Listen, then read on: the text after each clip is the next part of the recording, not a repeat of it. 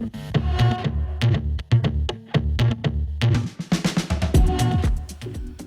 it's Pete Moore and welcome to PCMGuns. This, like I have to tell you, is an AK47. Well, actually it's an AKM, but more of that later. Probably the most famous military rifle in the world, even over the M16, which is saying a lot. I go way back with the AK47. When I was a boy soldier at Chepstow in Monmouthshire, my platoon sergeant knew I was interested in firearms, and they'd arranged for the SAS to come down from Hereford to bring down some foreign weapons they'd captured and show the senior class. And my sergeant said, look, you've got 10 minutes to play this stuff, and it's this big ground sheet full of weird and wonderful weapons. Some I hadn't seen, some I had, so I was only book learned then. But I definitely recognised the AK, probably one of the most good-looking classic assault rifles ever made. That's just my opinion. Okay, moving swiftly forward, and a bloke called Mick Ranger, Ranger Firearms, who used to import rather exotic guns from all over the world, he rang up and said, would you like to test a Chinese Type 56, which is their version of the AK, almost identical. Had the classic underfolding stock, not the fixed stock. And I bought it, it's 250 quid plus 3 mags, and I actually had a real AK, semi-auto only, but it was gorgeous. Then moving on after the self-loading rifle ban, when people started sort of having straight play AR-15, stuff like that. Very slowly the Russian Sega AK started to appear. I think they were called the M3s. People liked them because they were quite cheap. They were about 600 quid then compared to chucking out 2,000 quid for an AR-15. But like the Mini 14, nice and cheap. The big problem was that the AK, like the Mini 14, because of their generic lack of pinpoint accuracy compared to an AR-15, in practical rifle, which would have been the perfect slot for them, they never prospered because all the people that organised practical rifle events sort of went to the other end of the scale with high-end AR-15s, big scopes, or sniper-type rifles, which is not what's practical about. And I always thought that practical rifle could have been a lot bigger and been subscribed to a lot more people, simply because if they had, should we call it, an AK class or a short-range class where your maximum range was 300 yards and the rifle course of fire were commensurate with what the rifle could do. But it never happened. I must admit, I haven't seen a Sega M3 for ages now. Big surprise, I happened to be reading Gunmart and I saw Chris Parkin's review of a AKM. And as I described, it was a WBP Polish company who make them. And they're imported by a company called C&G Firearms, who obviously know what they're talking about because they've been working with WBP for 3 years to get the rifle right, and I really think they have. Okay, so this is what they call the WBP Classic Jack, and it is an AKM, which just means Avtomat Kalashnikov modernised. All they really did was take away the milled receiver and put a stamped receiver in its place, which takes about £2 off the rifle. But this is something, it's great to see, a brand new virgin example of an AK. And it came out in a box like this. It's very rare and very pleasing. What you get with the rifle are a few things. You get 3 magazines. This is a 30, that's a 20, and that's a 10. Use of whatever you want to do. You get sight push at all. Again, we'll see this in action. It allows you to adjust for windage and zero elevation on the front sight, and plus a 2-year guarantee. Like any well-made AK is going to need a 2-year guarantee because it'll outlast anything pretty much. On the other features front, C&G Firearms offer what they call AK food, which is Czechoslovakian military ball ammo. It's 124 grains, steel lacquered case, probably corrosive primers, but 75 quid will get you 100 rounds. If you were going to buy 762x39 in the shops, PPU do it, Cernobello do it, it's a bit more expensive. So there's that to consider, and if you're getting off the ground with this thing, then a pack of this is not a bad idea. Me, I've always been a reloader, and I've done some reloading for the rifle, which we'll go into as a separate companion video. But I'm using pretty partisan cases, 123 grain bullets, and lead eyes, but again we'll get into that. Quite useful on this rifle is the fact that in fact all AKs have what I would call, which originally was a night vision mount. It wasn't a scope, now it's a night vision mount. It's a dovetail system riveted to the side of the receiver. And C&G offer a side rail Picatinny mount. It's really quite nice. It's got a single latch. You can tighten up the adjustable, but having a Picatinny, as you see, it fits reasonably low to the action. If you remember those old PU type scopes you used to get, there was a sort of like a rather primitive Russian scope, all in one piece attached to a mount, and the scope set about that high over the rifle, and you could get no head weld at all on it. But yeah, that's it. So that lot will be $13.50. Obviously not including this is extra along with a few other things. But so far, I'm pretty impressed. So let's look a little bit deeper at this baby. The furniture on the Classic is birch laminate, which looks quite pretty, I must admit. The big problem with the AK fixed butt is very, very short length of pull. Moving on down, you have a very nice pistol grip. It's a bit AR-15 looking, but it fills the hand, it's oversized at the bottom, and it's a good grip. Far better than the sort of the short, flat, rounded thing that came on my Type 56. The forend again is birch laminate in two pieces. The top part covers the gas tube, and the bottom part, like the AKM, is slightly fuller in the middle. It's got like two bulges on the side, like side saddle tanks, which give better grip than the old smooth one from the original rifle. WBP offer what they call a tactical gun, where the furniture is replaced with all black polymer, and the forend on that rifle has Picatinny upper and lower sections, so if you want to put a red dot on the front, that sort of thing, it's there.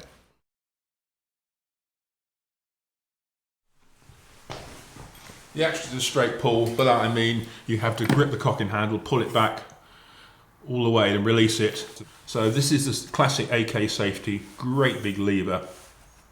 Up in this condition is safe, blocks the bolt, down is fire. But what they've done, they've put like a thumb step on here, which is a bit easier in some ways to get onto, but by the same token, because it's nearer you have less leverage. So here is smoother, but here is perhaps more practical. Like so. Also the magazine catch on the AKs are quite small. This is a big lever, so it's easy to get your thumb on the paddle, and it's basically ambidextrous.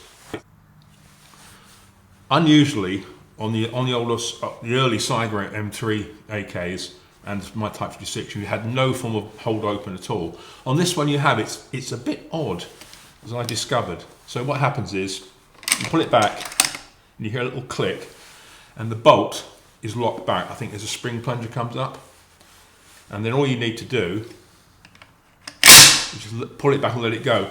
However, I would caution you here, because I was putting a magazine in, and I don't know what I did, but I managed to trip this. And so just be aware that this is not held back manually. It's like a spring detent that once you take the weight off it, it flies forward. So it's great to have it and hold open, but just remember, it will shut if you do something stupid with it. Well, you see the finish is nice. It's nicely blacked. This is a pressed steel receiver, like they all are these days. Very nicely finished, all the rivets are in tight. It does feel very, very good. Trigger is also very interesting. Nice big guard, nicely curved, nice and broad. It's generally a good trigger. The pull is surprisingly good. It's a little bit hard to fathom at first. You could argue it's a two-stage, but it's not really. What you do, you get a long pull, then it breaks, and there's no real discernible moment when it breaks, like a lot of rifles. And it's only a matter of getting used to it, but just be aware of that, because if you're thinking you take it up and it's going to start in fire, then boom, it's going to go off. But it is what it is. We're not talking about a match rifle here. We're not talking about a fancy AR-15 with drop-in trigger groups. We're talking about the very basic rifle, which so far is coming up exceptionally well made for what it is. Sights consist of a tangent rear, you have a U-notch, There's this bar here and this plunger. You press in the plunger and push it up the ramp and it lifts this for elevation. I think it goes up to 800 meters, which is a bit should we say ambitious for an AK. And it's a basic sight. You only get elevation on this. Moving forward, you get the foresight, which is a rotary post. Think AR-15 for this. And it comes with a sight tool. If you want to zero it, say you're shooting at, you want 100 yard zero, so you set the sight to 100 yards. And then what you do, it's a slotted tool here that goes in and it rotates the post up and down, obviously. The higher you go, the less elevation, the lower you go, the more elevation you get. And if you want windage, again, which is nice, the tool clamps over the internal base of the sight, and all you do, you just wind this lever in and it pushes it left or right. But once it's set, it's set. But it's a nice little feature to have, because without a tool like this, then trying to get this sight across is a bit of a pain in the bum. It really is. Up front, you have what I call a compensator. Basically, there's a plunger here, and it literally screws off. And it's a 14x1 thread, so you could, if you wanted to, put a moddy on it. Again, don't see why, but you would. And as you can see, that sort of shovel-shaped thing, that sits at an angle, so on full auto fire, then it would push the rifle down and to the left. I purposely left this dirty from my first firing session, and I noticed a little bit of rust here, which does prove what I thought, that the AK food, the Czech stuff, uses corrosive primers, which, if not cleaned out, doesn't do your bore any good. However, by saying that, the rifle's 16-inch barrel is hammer forged and chrome lined, which means that's the whole point of the way they used to chrome line them, to stop the nature of the corrosive primers buggering up the bore. So I'm going to give this a good old pull out before I do it, but just be aware of that. If you're shooting any sort of military AK ball ammunition, and there's a fair bit of it about, you can even pick up proper Russian military stuff. I picked it up a few years back. Be aware of that. Okay, here we are on the left of the rifle. Up front is a loop for a clip sling. Moving back, which I really did like, there's a Polish eagle there, which I think looks really cool. It's just cosmetic, but I do like the look of that. It's very nice. It proves the provenance of the rifle. Is the side mount, so this is common to all AKs. And this is the scope base, again marked up with the Polish eagle. That lever there is the lock unlock. All you do is align this with that, slide it on, push this, and it actually locks into position like so. And as you can see, it gives a very nice base for whatever you're going to put in it. Doesn't really matter. Given the short nature of the butt, therefore the length of pull, I've fitted up the rifle for AXU testing with a Leopold 1-6x24 in the approved mount, and the only way to get any decent sort of head position is to move the scope forward. As you can see, I've got both rings behind the main body to hold it on, and you get a reasonable length of pull and head position. Obviously having a slightly longer butt would help, but it is feasible nonetheless. Stripping is reasonably easy, though it can be a little bit fiddly. So I start, obviously, empty rifle, cock it so it hammers down. This here is the tail of the return spring, which sits here. So you push it in and you lift up this pressed steel top cover, and then we can see the bolt carrier, which obviously the piston group goes in there. That's the mainspring. I need you access to the very simplistic trigger mechanism. So what we do, we push that forward and we pull the spring out. Then, because the hammer is down, we pull all the working parts back. you'll have a little bit of resistance as it pushes the hammer down. So you pull it back, then it lifts up there, and that's it. Carrier, piston group, and underneath is the bolt, which comes out very, very easily.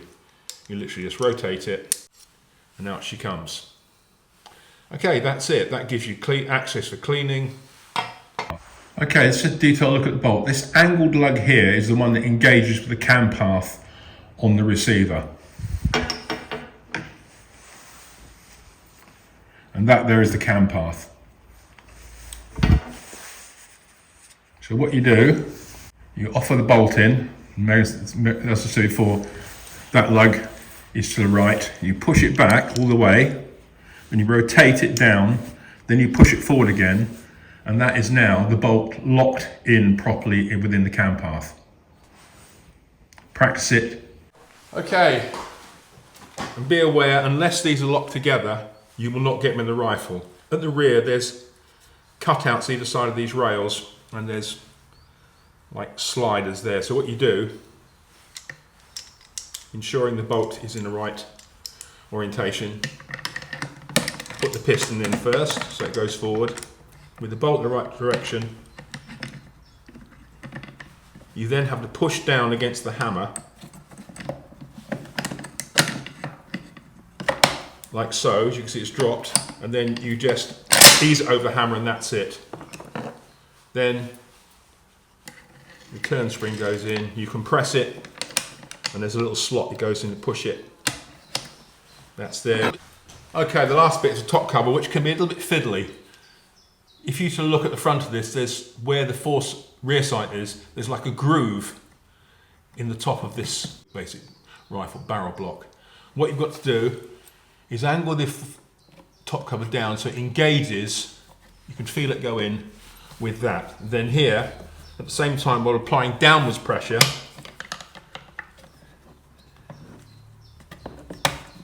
you apply forward pressure, and if you see, that's locked in, and this lug has popped out, and the whole thing is secure.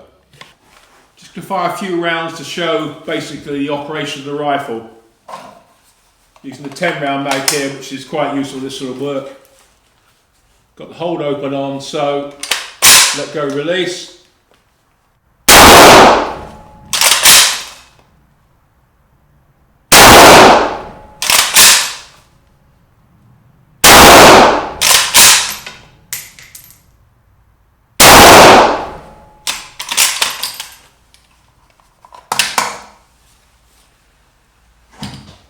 So that's how you do it. I had a Sega M3 in 762x39 at one stage, and I got somebody to build me a cocking handle extension, much like you see on the AR-15, so it comes back and dog legs down, which gives you more to grip hold of.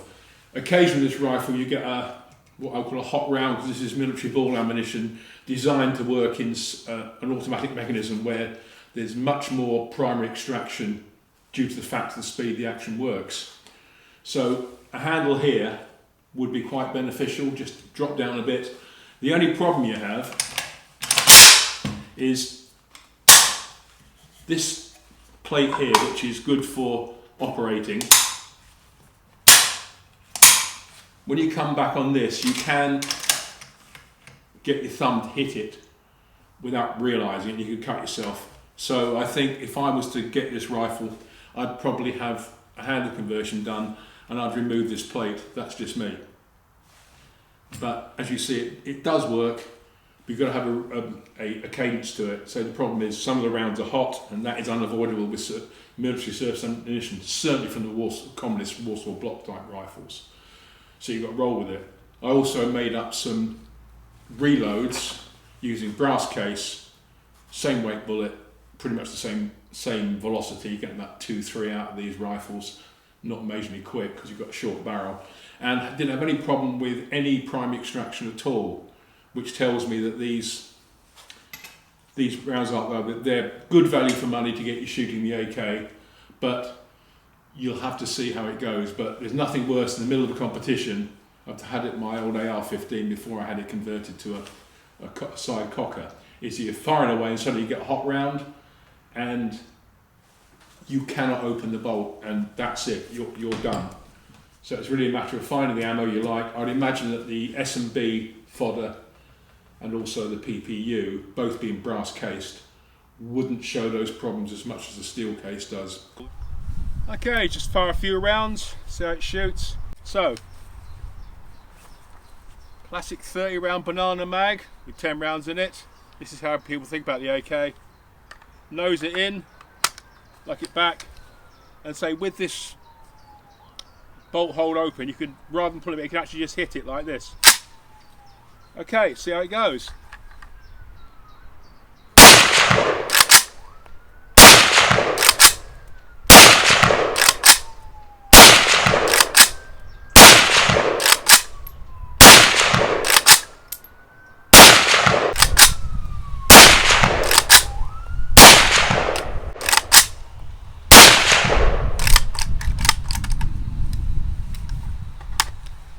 It's empty.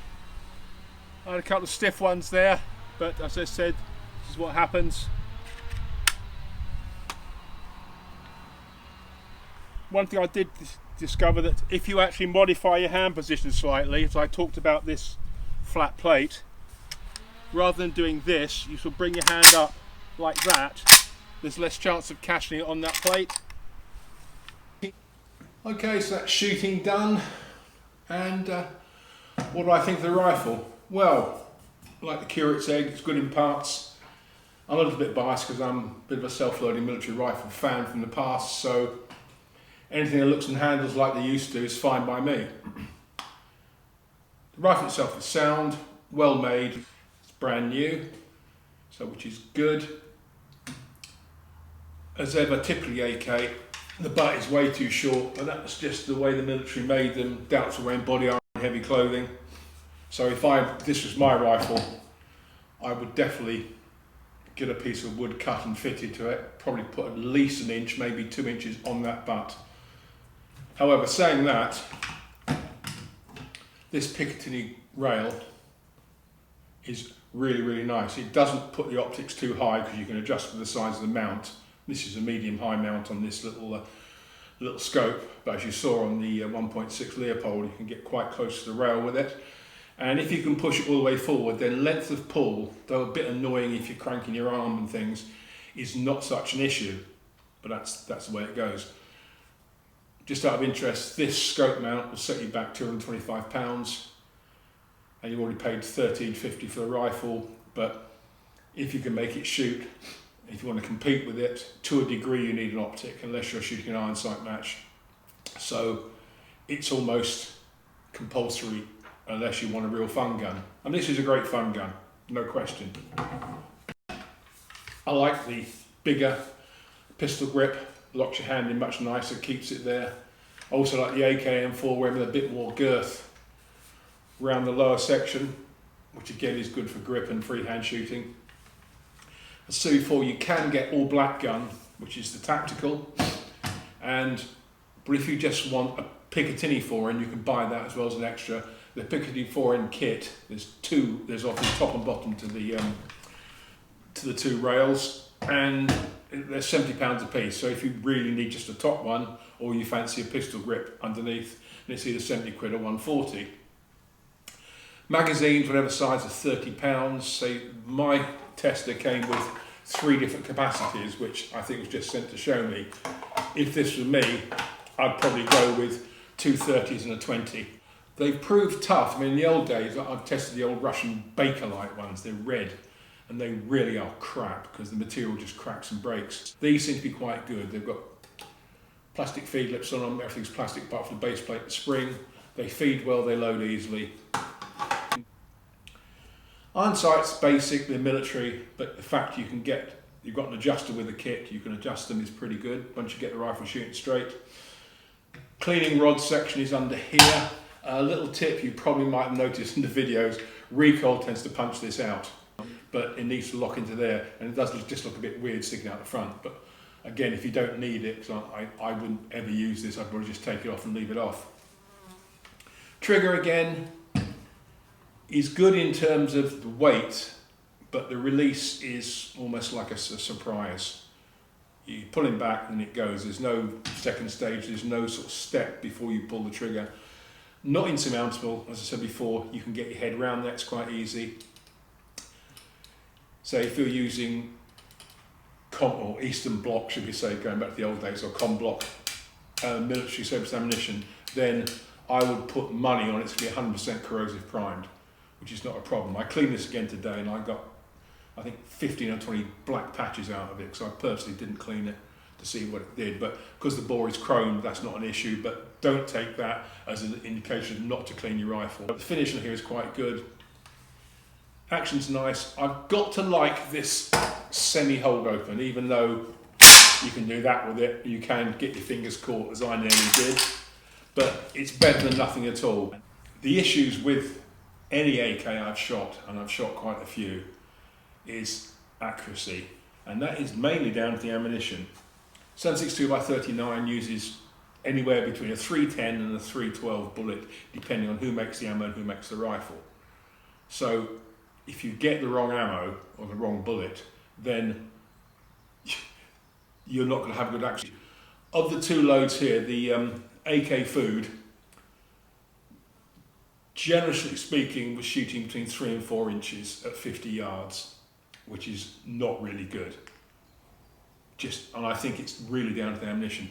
My reload, which was using a what some people describe as, I think it was a 310 bullet, that shot sort of between 2 and 3 at 50.